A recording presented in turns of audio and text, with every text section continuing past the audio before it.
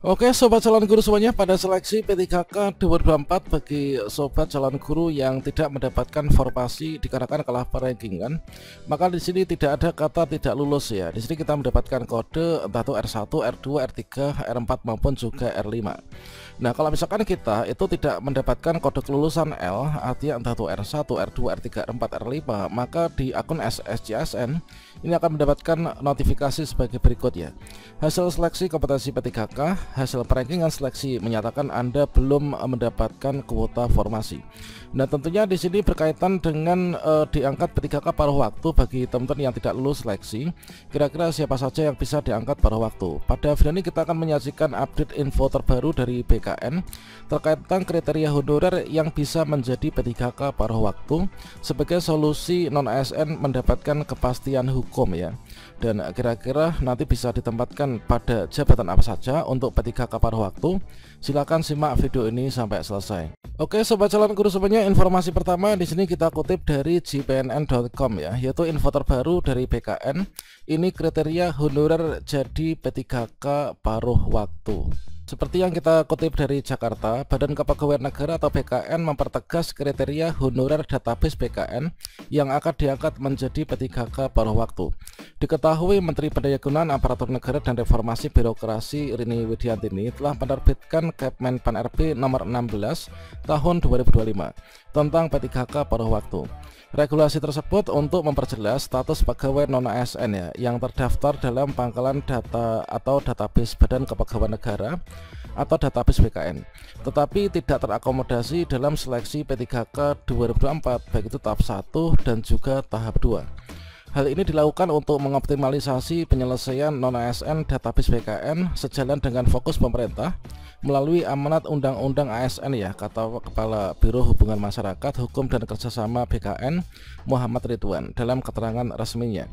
Para honorer database BKN yang terkendala atau tidak tertampung dalam pendaftaran seleksi P3K 2024 akan dialihkan dalam kebijakan P3K paruh waktu sesuai dengan Kepmenpan RB nomor 16 tahun 2025.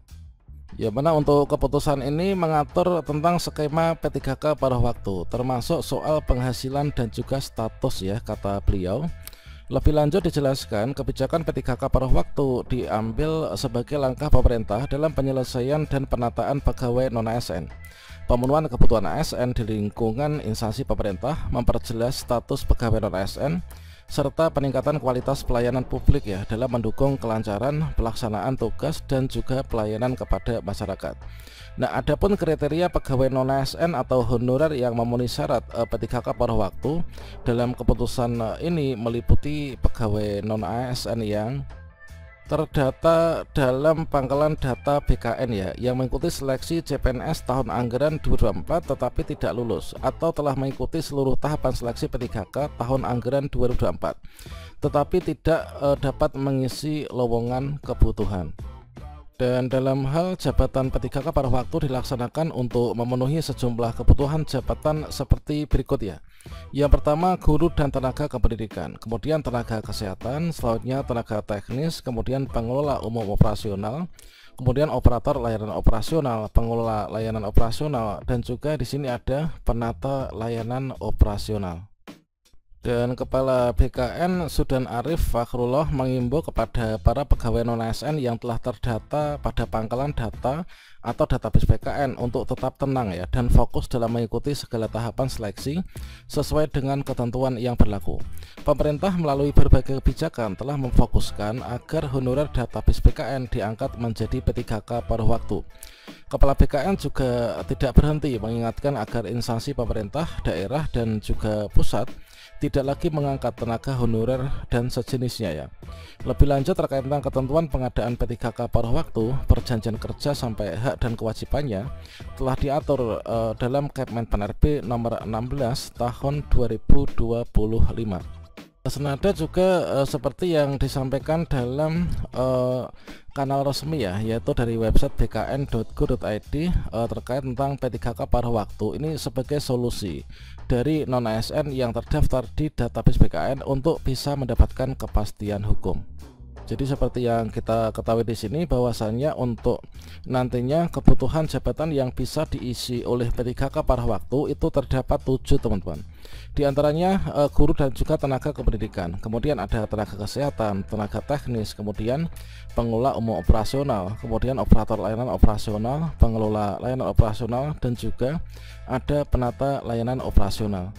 Dan aturan yang mengatur terkait tentang P3K pada waktu itu seperti yang tertera, yaitu pada Kepmenpan RB nomor 16 tahun 2025 ya.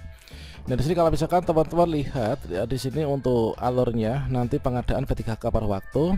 Ini untuk yang pertama, yaitu di sini nanti untuk yang bisa diangkat menjadi P3K pada waktu itu adalah tenaga honorer yang terdaftar di database BKN ya.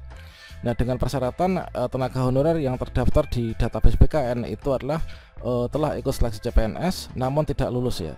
Yang kedua yaitu telah mengikuti seluruh tahapan seleksi P3K baik itu tahap 1 maupun juga tahap 2. Namun di sini tidak mendapatkan lowongan kebutuhan. Ini nanti termasuk yang akan diangkat menjadi yaitu P3K pada waktu ya. Dan berikutnya di sini untuk pengadaan P3K pada waktu sendiri itu untuk tahapannya itu kira-kira adalah seperti ini ya. Yaitu dari PPK ini mengusulkan yaitu kebutuhan P3K pada waktu ya, yaitu kepada Kepmenpan RB, yaitu kepada Kemenpan RB. Selanjutnya rincian kebutuhan ini nanti dimaksud ini adalah nanti wajib diusulkan ya seluruhnya oleh PPK. Kemudian Menteri Pan RB nantinya menetapkan rincian kebutuhan P3K pada waktu. Selanjutnya di sini untuk rincian kebutuhan itu meliputi kebutuhan jumlah, kemudian jenis jabatan, kualifikasi pendidikan, dan juga unit penempatan. Nah, selanjutnya nantinya PPK itu mengusulkan nomor induk P3K ya, atau nomor identitas pegawai ASN kepada kepala BKN ya. Inilah paling lama 7 hari kerja setelah mendapatkan penetapan yaitu rincian kebutuhan pada waktu dari Menpan RB. Kemudian berikutnya kepala BKN menetapkan nomor induk P3K atau identitas pegawai ASN. Selanjutnya penerbitan NIK P3K atau nomor identitas tadi diterima yaitu PPK paling lama itu 7 hari kerja ya sejak waktu penyampaian teman-teman. Dan berikutnya di sini nanti dari PPK menetapkan pengangkatan P3K pada waktu ya sesuai dengan ketentuan peraturan perundang-undangan. Nah, selanjutnya di sini meskipun kita itu diangkat menjadi pada waktu, maka di sini juga diatur yaitu untuk yang pada waktu itu berkemungkinan besar untuk nanti bisa diangkat ya menjadi P3K penuh waktu, teman-teman. Nah, kalian bisa dibaca-baca ya, yaitu untuk Kepmenpan RB ini sebagai bekal untuk pemahaman kita, yaitu terkait tentang P3K pada waktu itu seperti apa aturannya dan juga nanti apa saja yang akan kita kerjakan. Nah, untuk pengangkatan P3K pada waktu menjadi penuh waktu itu seperti yang diatur dalam Diktum ke-29 ya.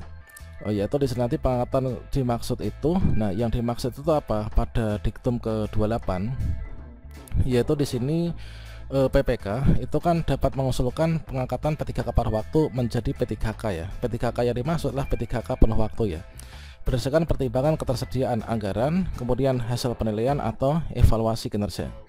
Dan nanti adalah di sini PPK mengusulkan rencana kebutuhan yaitu PPK ya, P3K, kemudian kepada Menpan RB, dan berikutnya kalau misalkan nanti sudah disetujui maka dari pada waktu itu tidak perlu dites kembali ya untuk bisa diangkat menjadi P3K penuh waktu. Nah, kira-kira demikian untuk kriteria honorer yang bisa diangkat menjadi pada waktu dan juga jabatan apa yang bisa diisi oleh P3K penuh waktu.